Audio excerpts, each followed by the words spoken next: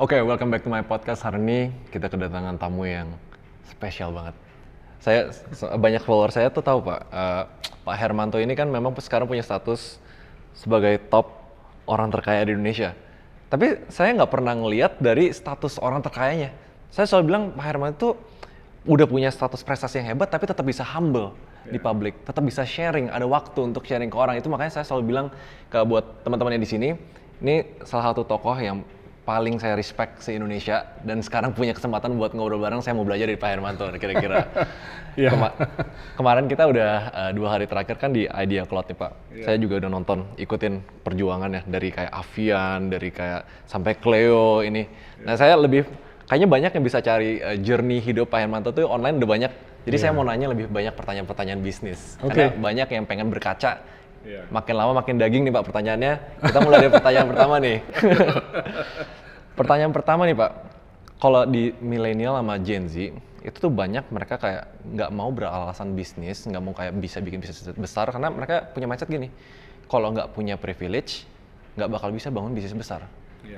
Topik privilege tuh saya nggak suka sebenarnya soal milenial sama Gen Z. Pak Hermanto punya opini nggak soal topik privilege kalau orang mau mulai bisnis? Sama ya, menurut saya itu hanya suatu alasan bagi generasi Z maupun generasi milenial yang mereka tidak mau memulai bisnis atau mengeluarkan apa yang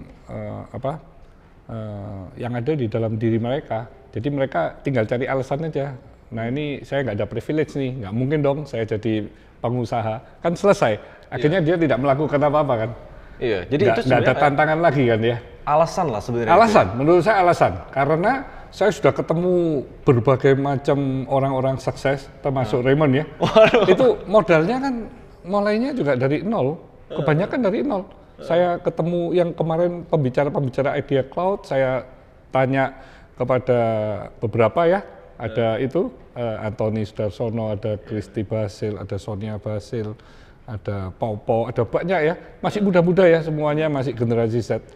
Rata-rata mereka nggak pakai modal, mereka berjualan online dan dengan perubahan teknologi dan semua masuk ke dunia digital, itu kebuka lebar banget itu. Jadi bagi para pengusaha yang mau memulai berbisnis itu, mereka nggak ada barrier, wah nggak punya modal nggak bisa. Meskipun ya, seperti saya memang second generation, saya memang nerusin ngembangin apa yang sudah papa saya rintis. Kalau papa saya mulai nol, dan banyak teman-teman papa seperjuangan juga mulainya dari nol semua. Yang mana akhirnya membuahkan usaha dan second generation tugasnya kan memang bagaimana itu bisa digedein kan. Sama generasi ketiga gitu ya.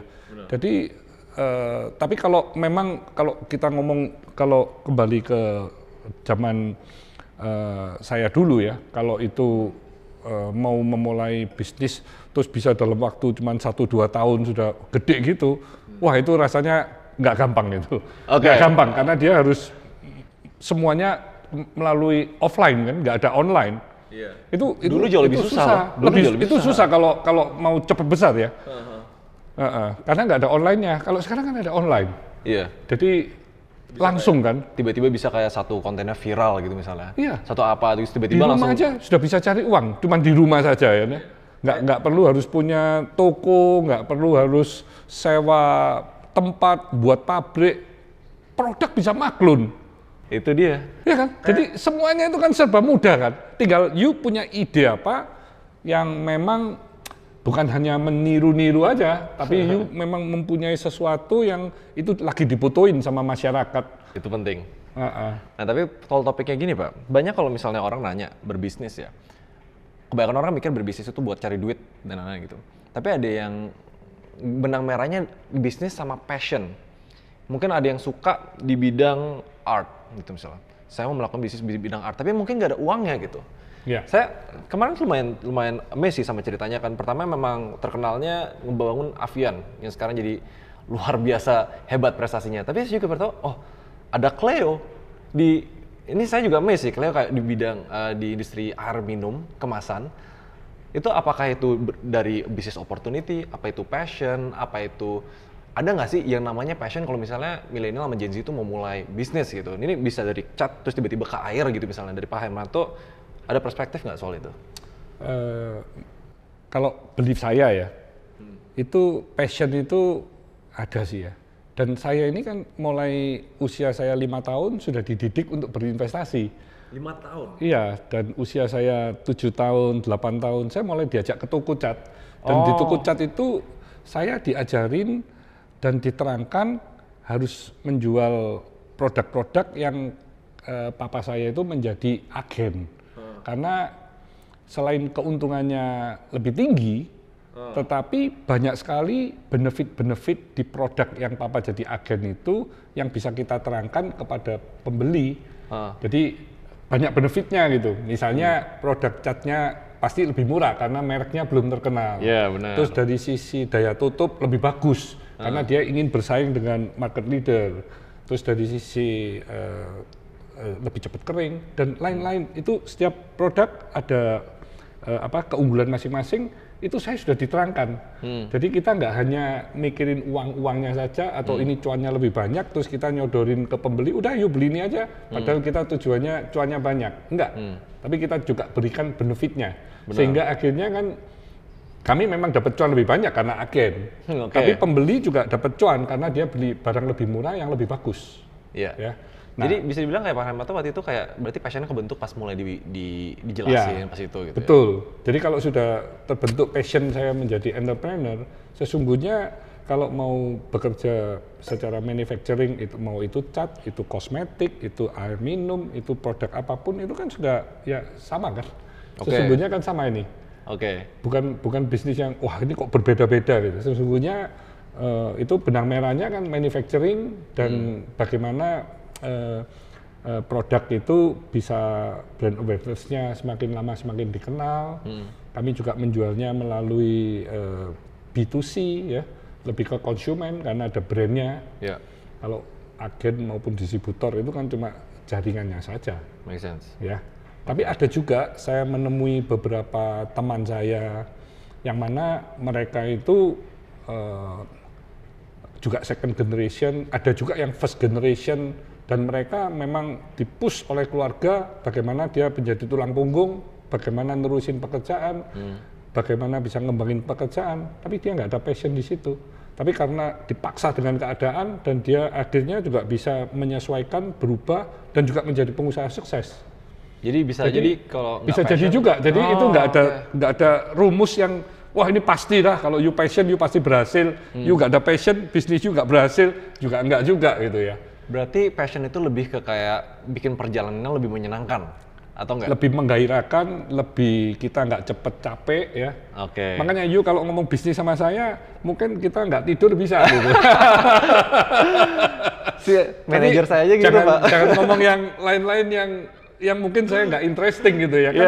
Saya pasti ketiduran nanti. You cerita saya ketiduran nanti.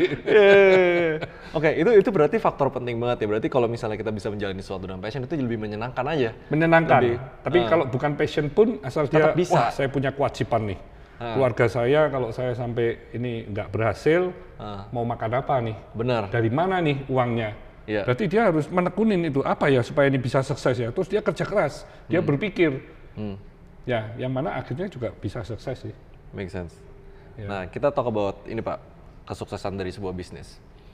Kalau dari Pak Hermanto tuh, what makes a good business? Kan bisnis itu banyak komponennya. Banyak yang bilang product is everything. Banyak bilang kalau bisa marketing, produk jelek pun laku. Tapi ada yang bilang people, proses, finance, dan lain-lain. Kayak banyak banget gitu. Tapi what makes a good business gitu ya? Bisa sampai sesukses kayak Pak Hermanto gitu. Ya. Yuk harus memikirkan produk yang akan kita pasarkan itu apa sih yang bisa menambah value manfaat bagi para pelanggan kita. Semakin tinggi manfaatnya dan hal itu tidak bisa dengan cepat ditiru oleh kompetitor atau pemain-pemain besar atau mungkin pemain besar nggak akan ngelihat itu karena itu mungkin niche market. Berarti you kan akan enjoy dengan you punya diferensiasi itu sampai you bisa menjadi kuat dan besar kan. Ya. Berarti ujungnya what makes a good business itu kalau kita bikirin Ada, pelanggan. ada diferensiasinya yang akhirnya itu memang dibutuhkan oleh market. Oke, Jadi kita harus memikirkan kembali ke kita punya pelanggan ya. benar. Oke, kalau perspektifnya produk gitu Pak, tapi saya pernah ketemu sama entrepreneur lain, dibilang kadang produknya nggak perlu the best, tapi marketingnya harus the best. Kalau misalnya case kayak gitu, Pak Hermanto setuju nggak? Kayak misalnya produknya belum tentu bisa saingan nih, tapi marketingnya jago banget, jadi dia bisa jualan bagus gitu. Ya, menurut saya kesuksesan sebuah bisnis itu memang tidak bisa dilihat hanya produknya saja, tetapi you juga mesti marketingnya dari sisi bagaimana you mendistribusikan, bagaimana you bisa mempunyai jaringan, secara finance you juga jangan sampai seperti dikejar-kejar rentenir karena you hutang misalnya. Benar. Hal-hal seperti itu akan membuat you akan melakukan udahlah, yang penting dapat uang lah, yang penting kita bisa hidup hari ini. Kalau you melakukan hal seperti itu, mana bisa bisnisnya bertumbuh berkembang karena you dikejar-kejar dengan sesuatu yang akhirnya you hanya memikirkan uang saja dan you tidak akan kembali lagi memikirkan yang lebih besar dari itu atau mungkin yang lebih mulia dari itu ya. Oke. Karena you hanya memikirkan uangnya saja, mungkin bahkan bisa melakukan segala macam cara untuk dapat uang. Yang penting dapat uang, yang penting perusahaan saya dapat uang nih. Gimana caranya? Akhirnya bisa menjurus ke sana. Iya, itu kalau udah kayak gitu tuh bisa jadi ke arah yang salah bisnisnya gitu. Ke arah yang salah dan saya kok nggak yakin kalau you arahnya sudah salah, itu you bisa besar dengan sehat gitu. Benar, setuju. Karena apalagi sekarang informasi ini kan demikian terbukanya ya. Jadi semakin begitu you ada permasalahan gitu, you kan pasti wah udah selesai sudah. Iya. Jadi saya ngerti. nggak bisa lanjut lagi kalau you memang melakukan something yang akhirnya itu diketahui orang ya. Iya, susah lah untuk kayak bounce back lah kalau misalnya udah ngelakuin Susah. salah dari mati itu. Kalau gitu topik keputusan terbaik Pak Hermanto seumur berkarir sebagai entrepreneur, mau di Avian, mau di Cleo, keputusan terbaik secara bisnis itu apa? Pernah nggak kayak kapan gitu misalnya di tahun misal saat krisis atau saat apa gitu? Kita harus selalu memikirkan yang terbaik bagi customer, itu yang paling penting. Dan kita menjaga reputation apa yang sudah dikomitmenkan ya, jangan berubah-ubah. Karena kalau kita nggak dipercaya, nah itu kan akhirnya menutup jalan kita sendiri untuk kedepannya ya. Ya, karena papa saya sendiri memulai bisnis pun karena juga faktor kepercayaan sehingga bisa dititipin cat demikian banyak untuk membuka toko cat itu, akhirnya toko catnya kan bisa terus bertumbuh berkembang ya. Jadi papa saya itu selalu berpesan kepada saya meskipun waktu di pabrik cat, kalau kamu dikirimin cat atau dikirimi bahan baku dari siapapun, jangan pernah ditolak. Karena mereka itu percaya sama kamu. Jadi itu manfaatin dengan baik gitu. Itu ada titiknya nggak Pak? Kayak satu titik penting misalnya di kapan gitu, yang bikin ini Pak Hermanto ngerasa ini decision terbaik di dalam hidup saya gitu, seputar bisnis. Atau enggak di Avian atau di air minum ya? Yang manapun Pak, saya penasaran. Saya selalu di perusahaan manapun ada sih. Beda-beda ya? Iya, beda-beda. Kalau di cat itu waktu saya memutuskan import 3 reaktor, itu adalah bahan baku utama cat. Itu membuat kami itu very strong karena perusahaan lain kan membeli dari orang lain, kami membuat sendiri. Produksi sendiri. Yang mana membuat sendiri itu bisa teknologinya tidak dimiliki oleh orang lain karena kami kan tidak menjual. Selain secara cost kami akhirnya mempunyai benefit yang bisa kami berikan kepada pelanggan juga kan. Make sense. Jadi di situ akhirnya kalau misalnya mau promosi, kita mau memberi something ke pelanggan, itu budget kita akan jadi lebih besar. Oke, karena sehingga punya sendiri, bisa lebih bersaing kan. Produksi sendiri. Iya. Oke, kalau Avian itu keputusan terbaiknya Pak Hermanto. Ya, jadi kalau banyak orang kan ngomong, udahlah kamu fokus aja di punya cat. Loh, saya fokus di cat. Justru saya fokus di cat, ini saya perkuat gitu. Yang mana setiap memperkuat ini selalu saya cek juga, jangan sampai apa yang kami buat sendiri itu malah menambahi beban kami punya bisnis utama. Nah itu hati-hati. Jadi banyak orang yang akhirnya, oh berarti saya harus mulai dari hilir sampai hulu buat sendiri semua. Oh belum tentu benar. Belum tentu benar. You bisa-bisa you malah core bisnis you ini tergeret-geret, akhirnya you hilang dari pasar. Jadi nggak gampang ya. Jadi you jangan hanya harus begitu. Oke, kalau gitu kita harus buat sendiri semua nih. Ya akhirnya you nggak fokus kan. Kompleks, seperti you punya di ternak uang ya. Oh ini software, ini bisa buat sendiri. Kita punya tim, punya apa. Tapi akhirnya you kan tidak mengembangkan you punya ternak uang ini sesuai dengan goal yang akan you kejar. Karena you pasti pemikiran atau resources-nya jadi kayak, berpindah ke hal yang padahal itu bisa didapetin dari pihak ketiga yang mungkin lebih canggih gitu misalnya. Benar. Jadi itu yang harus dipertimbangkan. Kecuali memang dengan membuat sendiri itu you bisa meyakinkan pasti jauh lebih bagus, lebih aman, lebih memperkuat you punya bisnis utama. Ya lakukan. Kan cuma tinggal dilihat aja kan, hitungannya kan gampang gitu. Bukan sesuatu yang sulit itu. Tapi nanti yang nonton, aduh gimana caranya ya ini. Kalau dari Pak Raymond tuh bilang gampang gitu. Oke, kalau gini Mbak, itu kan tadi keputusan terbaik. Itu kapan Pak by the way? 86. Wow.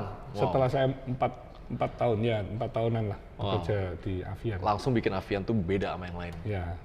Dan kami selalu karena menjaga reputasi, berarti secara keuangan itu berhati-hati sekali kan. Jadi nggak pernah nyalain gitu ya. Dan itu pun waktu terjadi krisis yang sangat besar di 97-98, wah pertumbuhannya Avian jauh lebih cepat. Oh justru krisis gara-gara itu pertumbuhannya lebih cepat? Setiap kali ada krisis kami selalu lebih cepat. Karena apa? Karena di saat itu kan kompetitor ini mungkin banyak memikirkan hal-hal yang secara internal mereka bermasalah ya. Iya, tapi Avian malah udah punya pondasinya buat grow lebih cepat gitu. Grow lebih cepat karena kami fokusnya bagaimana kita bisa menambah market share, menambah produk-produk yang dulunya nggak kami buat.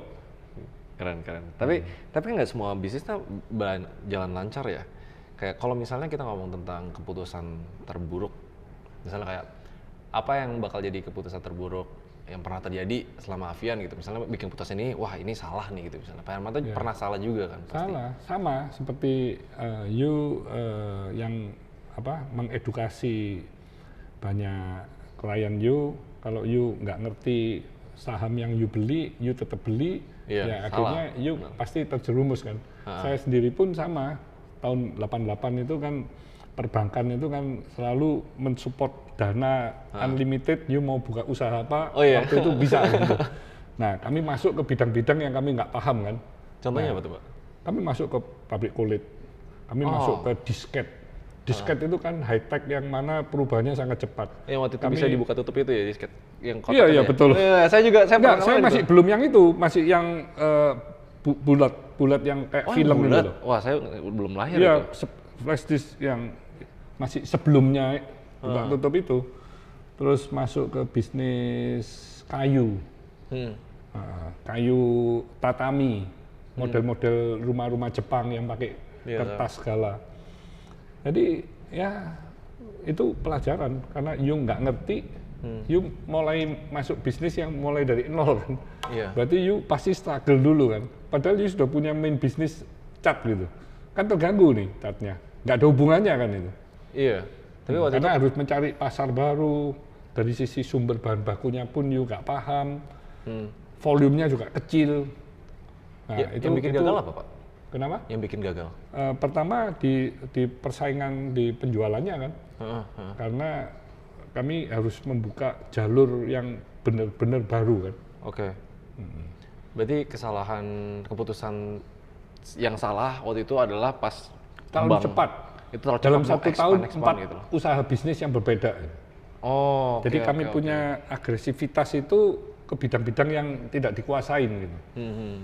Nah itu pelajaran. Makanya akhirnya kami kembali lagi dengan cepat ke kami punya PIN. Tapi itu tidak mempengaruhi kami punya keuangan ya. Soalnya saya juga selalu dikasih saran sih sama mentor-mentor. Pokoknya Bill Gates sama Steve Jobs waktu itu kan pernah di conference terus mereka bilang kayak satu hal yang paling bikin bisnis kalian sukses apa gitu. Sama-sama punya kata yang sama di kertasnya, fokus gitu. Berarti orang tetap harus fokus, walaupun ada opportunity banyak, tetap harus tahu core-nya di mana gitu. Betul. Oke, menarik. Nah tapi kan sekarang Pak Hermanto dulu sama sekarang tuh beda. Ya. Dulu fokus catat. Betul. Sekarang, ini saya sampai harus bikin catatan nih Pak.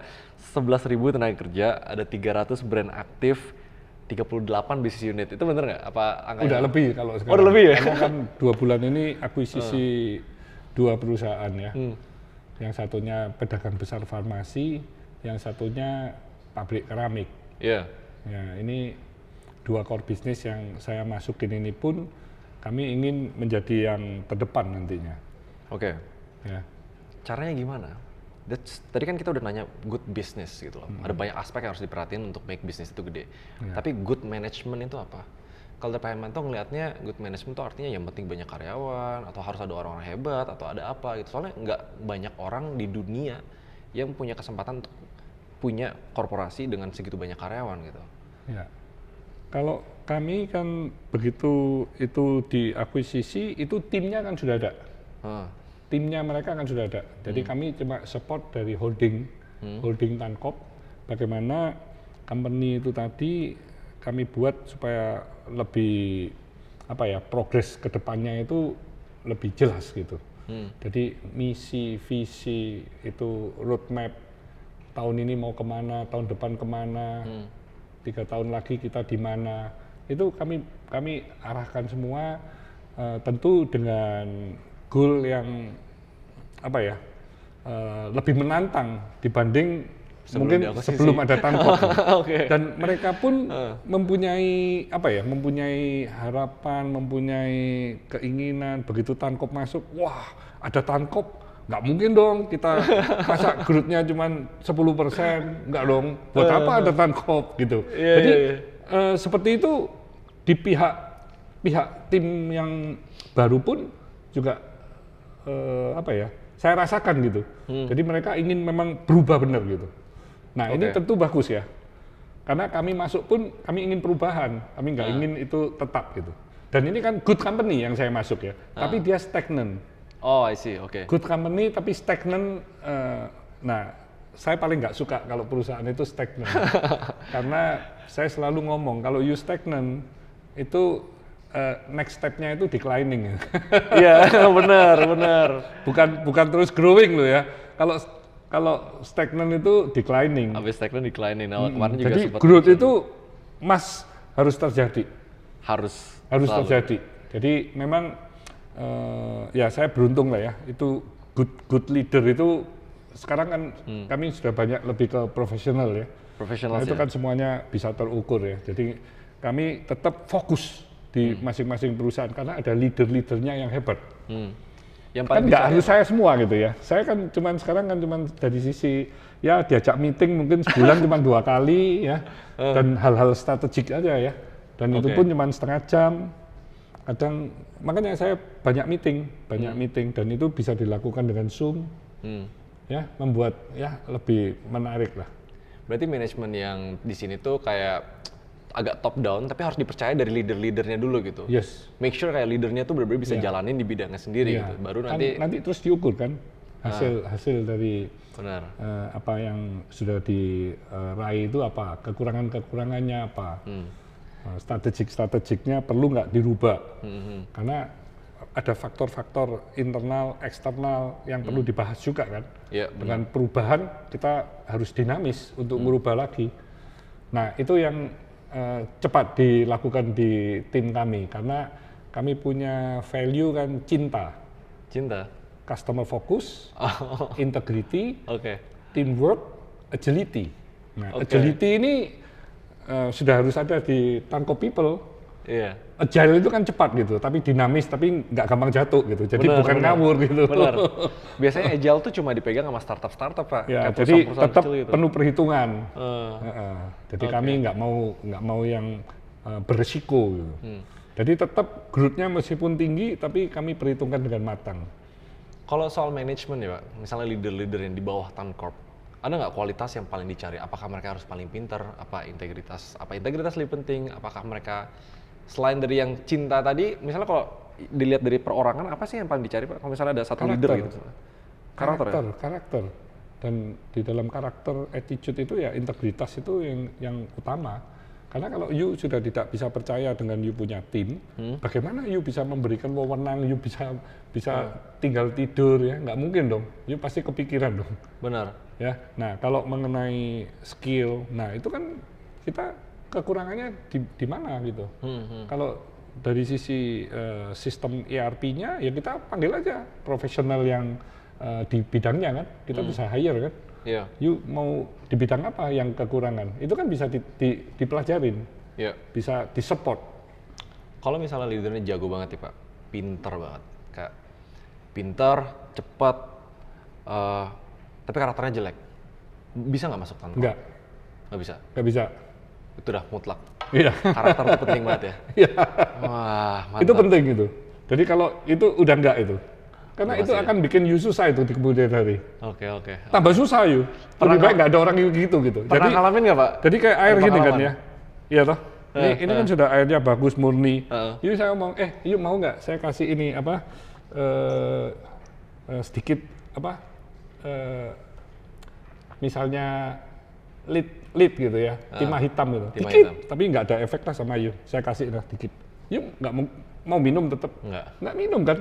Dikit loh, nggak ada artinya bagi tubuh you. You tetap seger buger, nggak mau juga kan? Iya. Wah. You pertanyaannya, lu Pak, saya kasih saya minum sekali, nanti 2 kali, 3 kali, lama-lama tambah banyak, kan mati dong saya. Oke.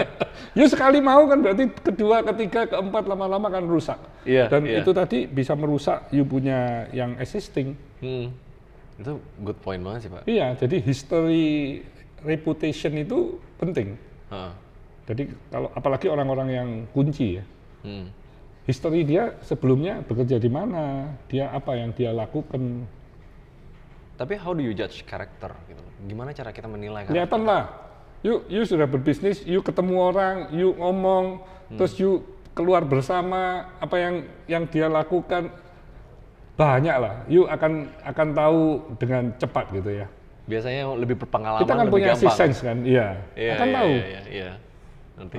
Jadi saya ya beruntung, pilih partner, pilih apa ya, karena mungkin ini ya, saya sendiri juga sangat memperhatikan karakter. Pernah salah nggak? Dari Zoom, dari omongan, itu lanjut nggak lanjut itu bukan karena saya lihat laporan keuangannya. Oh, oke. Dari cara dia presentasi, tanya jawab, itu aja saya ngomong, oke, I nggak continue di company, nggak lah. Tapi pernah nggak, even sekelas... Padahal dia ngomong, ini menguntungkan, ini bagus Pak. Nggak. You cari yang lain. Langsung kelihatan itu ya? Bagi saya, iya. Saya beli tanah, saya beli properti, itu juga sama.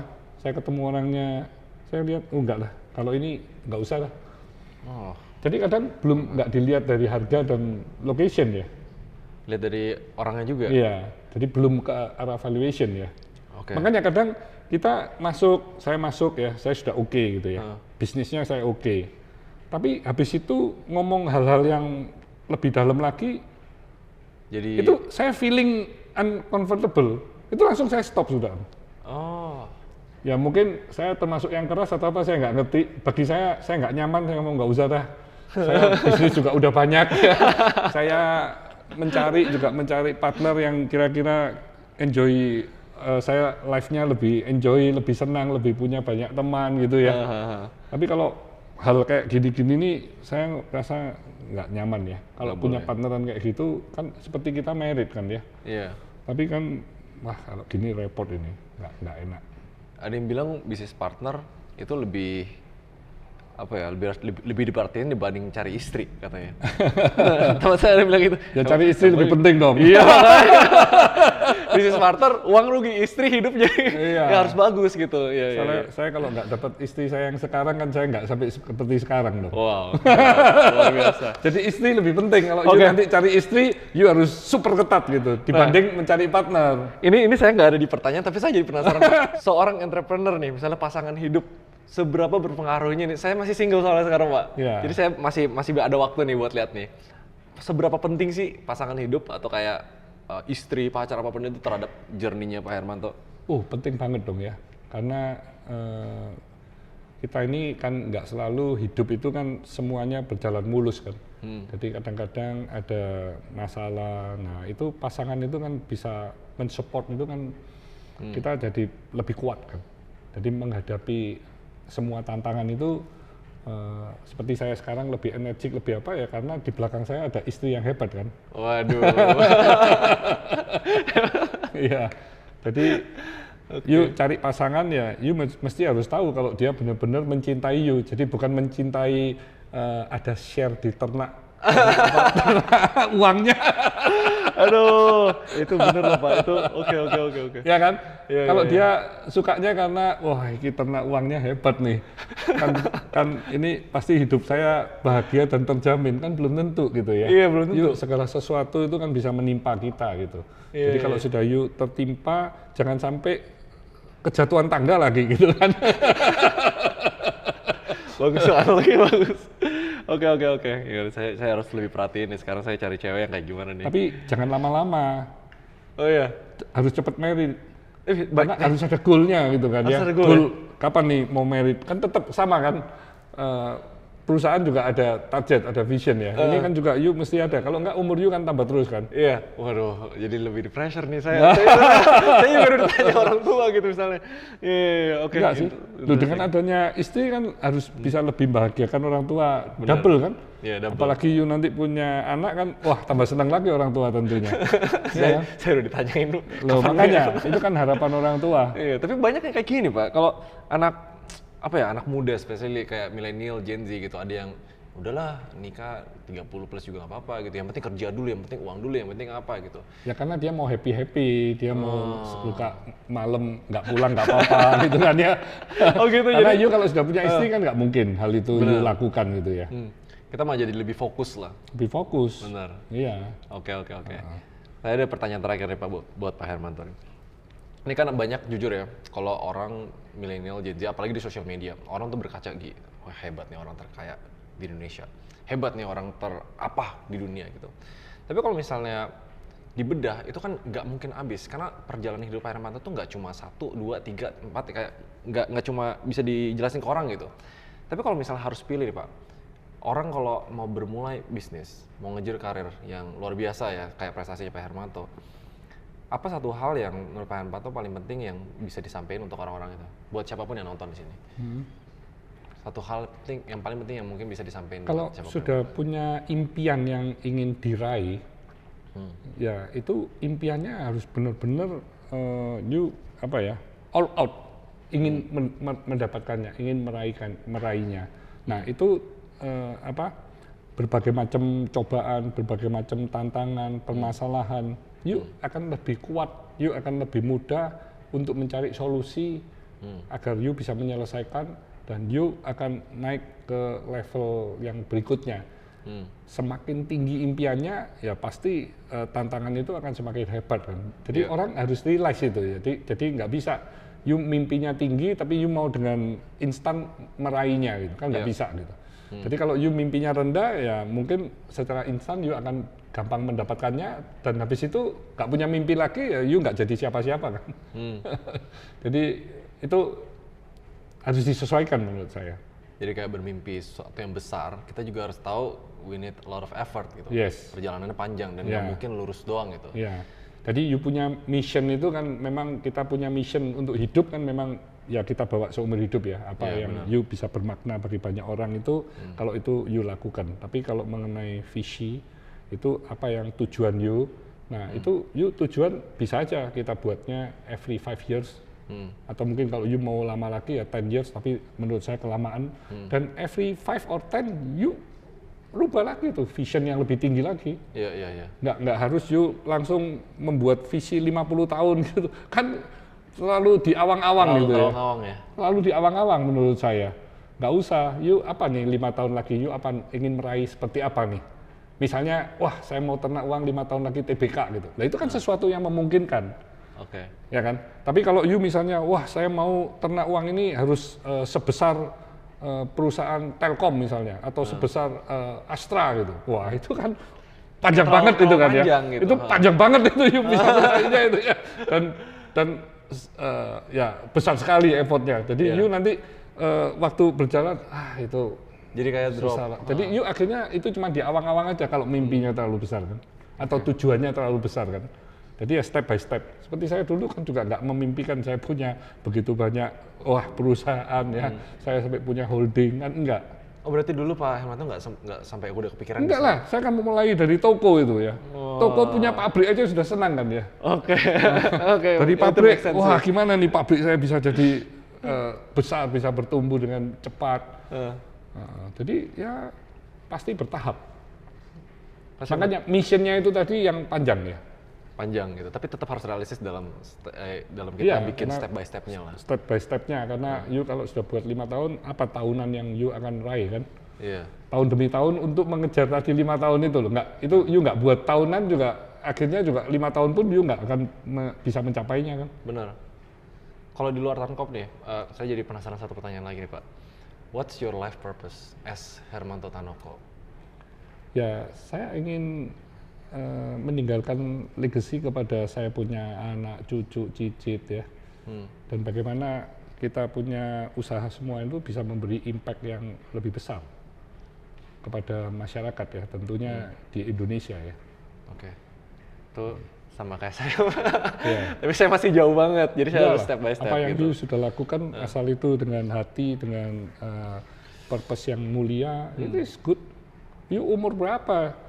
Saya umur you kan masih masih serabutan tuh kerjanya. Serabutan ya?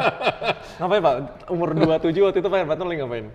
Saya 27 di Avian kan. Oh, Jadi saya baru belajar ngurusin ya? pembelian. Enggak, saya anak sudah 4 itu. Udah 4? Udah 4. Wow. Saya ada di produksi, saya keluar negeri, saya terus belajar mencari apa ya yang bisa kita menjadi yang terdepan. Karena saingan dengan perusahaan yang terbesar itu kan jauh sekali ya. Jauh, benar. Iya, jadi setiap hari itu kita memikirkan bagaimana kita bisa membuat lompatan-lompatan. Bukan setiap tahun atau setiap bulan, ini setiap hari pun kami berpikir gimana caranya ini supaya lebih bagus lagi, besoknya lebih bagus lagi, terus begitu. Wow. Oke. Jadi memang you ingin meraih sesuatu yang besar ya, you effortnya harus besar juga. Hebat. Makanya nggak mudah itu jadi pengusaha ya. Iya. Jadi pengusaha itu nggak gampang. Dan nggak semua orang harus jadi pengusaha kan Pak? Iya. Iya. Saya nggak pernah mengenal sakit. Sakit pun itu kerja gitu, nggak bisa. Oh iya. Iya. Jadi saya sakit dipaksa nggak kerja Pak sama orang tua. Dipaksa Jangan nggak kerja, kerja, ya. cepet sembuh gitu misalnya. karena orang tua saya memang mendidik saya dengan omongan-omongan. Tuh lihat orang itu ya. Cuman ngurus saja udah nggak masuk kerja. Ya, toh? Iya, Coba itu toko ini punya dia nggak kerja, nggak dapat makan dia. Oke. Kerja nggak? Kerja kan? Makanya itu jiwa ownership-nya nggak ada, jiwa kepemilikannya nggak ada. Oke. Itu sering ngomong, waktu saya masih kecil loh. Oh iya. Jadi saya kan dengerin terus kan. Pas umur 5 gitu Iya. misalnya. Jadi kalau sakit pun kan, nggak mungkin dong saya nggak kerja. Saya nanti kan jiwa memilikinya nggak ada. Iya. Keren. Duh, kan bisa minum obat. Di toko kan ada WC. Kan bisa ke WC juga, kan sama gitu ya. Jadi flu pun kan, flu ya minum obat. Minum obat. Pakai jaket, udah. minum jahe, ya sudah dong. Yuk tetap kerja, keringetan, sembuh kan. Hebat. Ini kayaknya saya jarang denger saran kayak gitu, tapi itu make sense banget sih Pak, bagus sih. Oke. Ya, Saya tuh salut banget sih sama Pak Hermanto. Even dulu belum sempat ngobrol, saya udah bilang semuanya, saya paling respect sama Pak Hermanto. Sekarang pas abis ngobrol, saya malah makin lihat orangnya genuine. Memang Pak Hermanto tuh emang otentik gitu. Apa yang ditunjukin di sosial media, apa yang di in person tuh nggak berbeda. Itu yang saya selalu respect kalau misalnya saya ketemu orang. ya. Dan hopefully Tancorp sama legasinya Pak Hermanto ke depannya bisa kayak diterusin terus sampai selamanya, sampai kayak impact sebanyak orang itu. Dan bagi teman-teman yang nonton, podcast ini is a very special podcast buat saya Pak, karena saya akhirnya bisa ketemu sama salah satu impian saya. So, biasanya Pak Hermanto gimana Pak? Kayak sobat sukses gimana? Saya mau ikutin podcastnya boleh? Salam bahagia, Salam bahagia, sehat, sukses untuk kita semua. Terus stay humble, stay positif, stay on fire. Gitu. Oke. Maksudnya saya kasih salam selalu bahagia saya dulukan. Karena dengan hati yang bahagia, ya tentu kita akhirnya rajin berolahraga, kita agresif, kita energik, kita menjaga kita punya tubuh baik secara jasmani maupun rohani. Makanya Dan istri otomatis juga penting. apa yang kita lakukan, apa yang kita kerjakan juga bisa mencapai puncaknya ya. Iya. Jadi kalau orang biasanya kan, wah saya mau kaya dulu nih, saya mau yang sehat ya, biar nanti bahagia gitu. Menurut saya bahagia itu bahagia yuk dulu taruh ya. di depan ya. Karena banyak orang yang nggak sehat, tapi dia bahagia hidupnya. Dibandingkan orang yang punya uang, sehat, tapi nggak bahagia. Dia masih mencari terus. Jadi Buat saya apa melihat, gitu ya? ini golek apa orang ini ya? Kok nggak ada kebahagiaan sama sekali. Tiap kali saya ketemu, selalu mengeluh. Selalu mengeluh. Aduh, aku sakit KB ini. Duh, kenapa kok selalu nggak pernah seger ya, nggak pernah hal-hal yang bagus-bagus yang diceritain, kok mengeluh terus, hidupnya kok setengah mati gitu, susah banget gitu ya. Padahal usahanya besar. Nggak sakit juga dia, cuma mengeluh aja kan. Karena nggak bahagia aja lah gitu. Nggak bahagia. Jadi menurut saya ya kita harus mensyukuri apa yang kita ada saat ini, dan kita harus tetap mengejar apa yang kita impikan ya. Oke, karena makanya istri juga penting. Oh, Istri juga penting Ya. sekali. Jadi tugas you untuk mencari istri yang luar biasa tentunya. Siap, semoga ketemu Pak. Oke, Oke. thanks guys. Thank you Ya. Pak Hermanto. I'll see you guys in the next podcast.